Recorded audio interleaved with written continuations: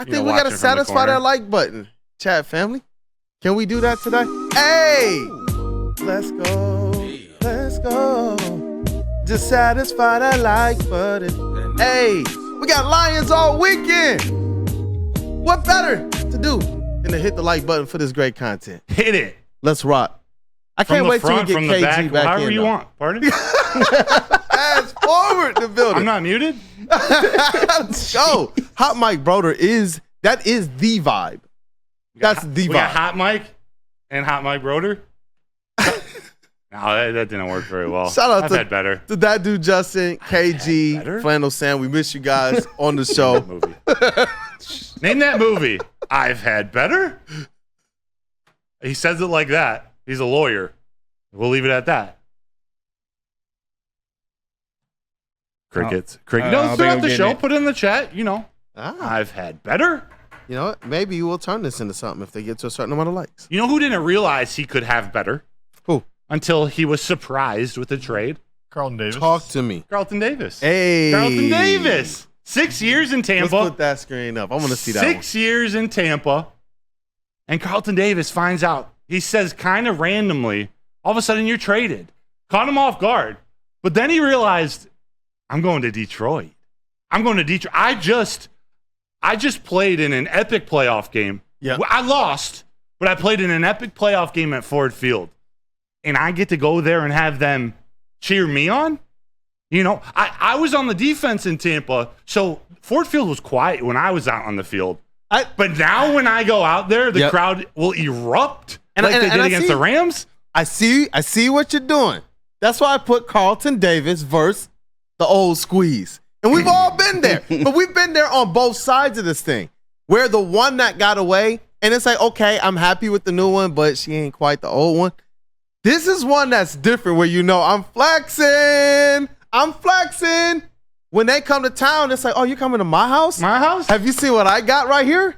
That's what this is about right now for Carlton Davis. Like, even hearing his press conferences during the summer, that guy is jacked up. And he was like, look, I've been a part of teams that have won the Super Bowl. Oh, yeah. This squad has the same exact makings of it, and he's excited to be here. So it's like, you know what? To see his old squad coming into town, I think he's just ready to absolutely work out, show them what they're missing, but more importantly, continue to get more and more of what that Detroit love is. Think about it. You saw Terran Arnold. He was lost in it.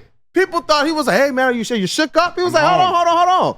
No, this is my moment with my people, man. I'm home. Let's rock. I'm home, he said. I'm fired up, dog. I'm home. And it just happens to be a perfect matchup. Not to say Mike Evans isn't a very, very good player, but that's the type of receiver that Carlton Davis locks up. Or at least that's what he specializes at. Some of those bigger body receivers.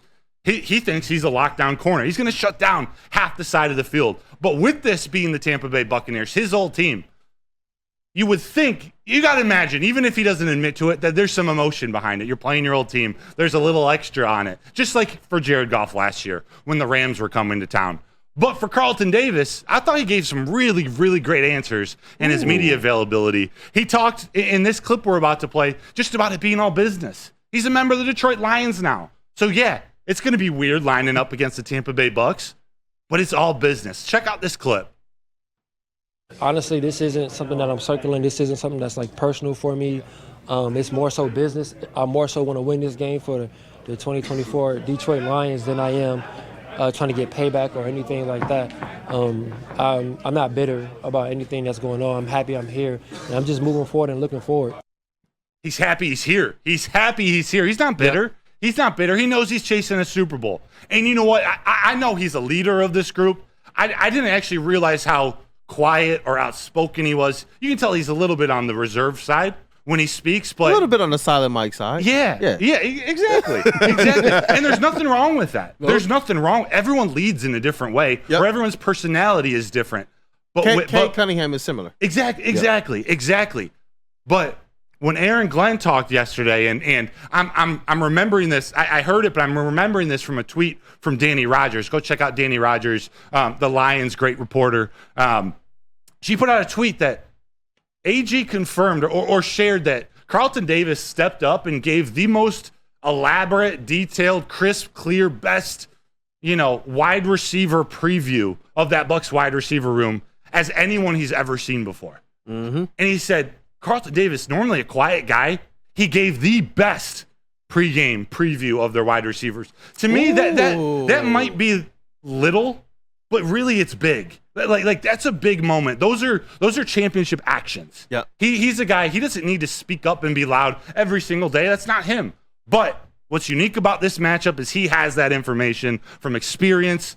He has knowledge, 6 years playing with those guys. And he's a Super Bowl champion. Yep. He knows what it takes to be a Super Bowl champion. Those are Super Bowl actions. And I'm so glad that he's still motivated to go get another one. This is the NFL, where realistically careers are cut short. When you have a Super Bowl and you're known as one of the dogs of the league, realistically, you can just kind of stay where you're at, go off into the sunset. It don't even matter if that team fall off.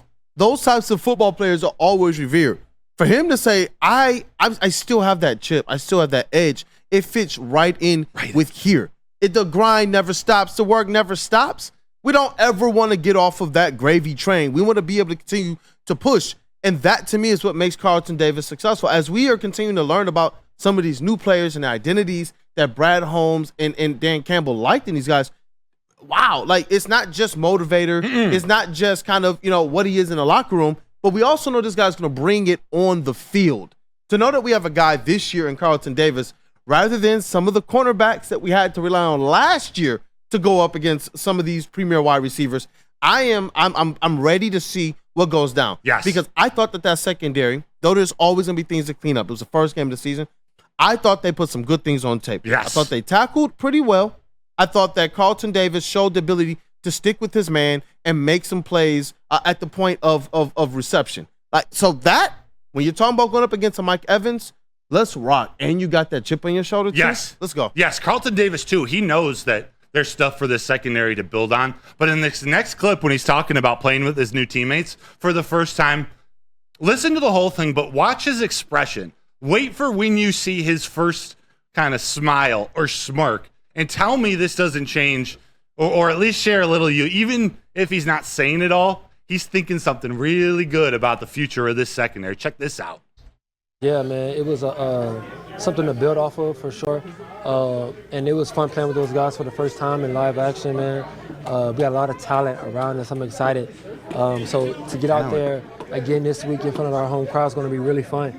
And I'm excited to see what we all do and just capitalize on the plays that we could have made. He goes, we got a lot to build on. Like, it's that confidence, bro. There's a lot of talent on this secondary. There's dogs in this room. I can feel it. JB, the Bucs are committed to running. They fired got up. What, you fired up? I'm so fired up. Let's play the game right now. Let's do it. Let's do it. They got a good run game, but to me, their strength is Baker and his connections with Evans, with Godwin, with McMillan, Trey Palmer, with the wide receivers.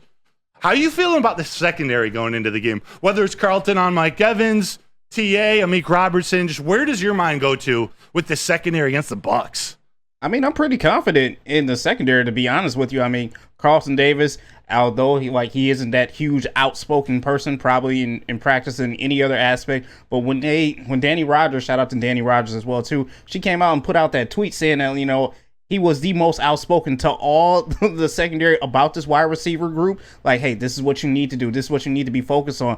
It kind of gets you pumped up because he's been on that same side before. He's gone up against Mike Evans. He knows what he brings to the table. And at the same time, you still want to see Terrion Arnold get that experience out there because he is going to face bigger body wide receivers. Maybe he can learn a thing or two from Carlton Davis and actually, you know what? Hey, this is how you handle Mike Evans. This is how you handle a Mike Evans type. And he can actually go out there and see, from example, what to do next on the next play. So I got a lot of faith in this secondary. I know the Bucs are going to be fired up as well too. And, they're going to get their plays in here and there, but my confidence still relies with this Lions secondary. Yeah, think of that veteran experience.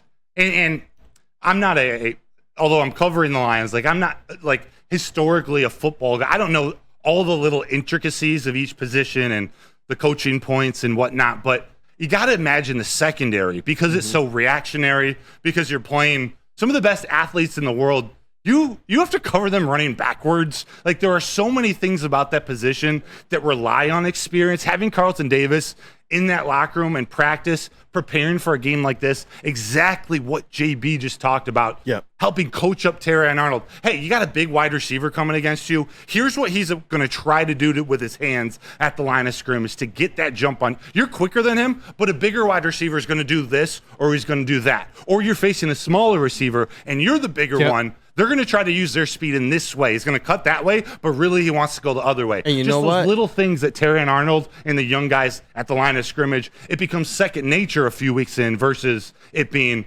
reactionary on the field for the first time. Yep, and I'm going to set up the Krispy Kreme factory for Carlton Davis. I am. I'm gonna absolute glaze right now. You know why? Because this is a guy in the NFL where That was these good, by the way. That was good. Listen, Timeout. 20-second timeout. That was fire. listen. Krispy Kreme, We bro. understand sports, man. It's what attracts me to this, specifically the Woo Crew. People who have no egos. They could demand it. They could command it. And understand this. Helping Terry Arnold doesn't necessarily help Carlton Davis in the marketplace. But he's here for the team. He doesn't really care about himself except for what he knows he goes out there and does on the field. Beyond that, you see this guy being a mentor. I don't think we're going to hear him making some of the comments that we heard some of our former secondary members make. I believe that Carlton Davis is a guy who is completely bought in. And the more and more that we hear this guy speak, the quiet confidence, that's why you know he doesn't have to worry about who may be ahead of him or behind him in the depth chart. He can just go out there and do what he knows he does because he knows he's going to bring it. Yeah. Like, and I that's why I'm like, you know what? The more and more that Brad and Dan keep talking about the types of guys that they want to bring in here, we've heard this stuff for so long. We've heard the Lions don't bring in bad guys, and they sucked for a long time. Or they just didn't meet expectation. They didn't win the division. Now all of a sudden, they still got guys that we can look at and we can believe in, and we can say they're still good guys.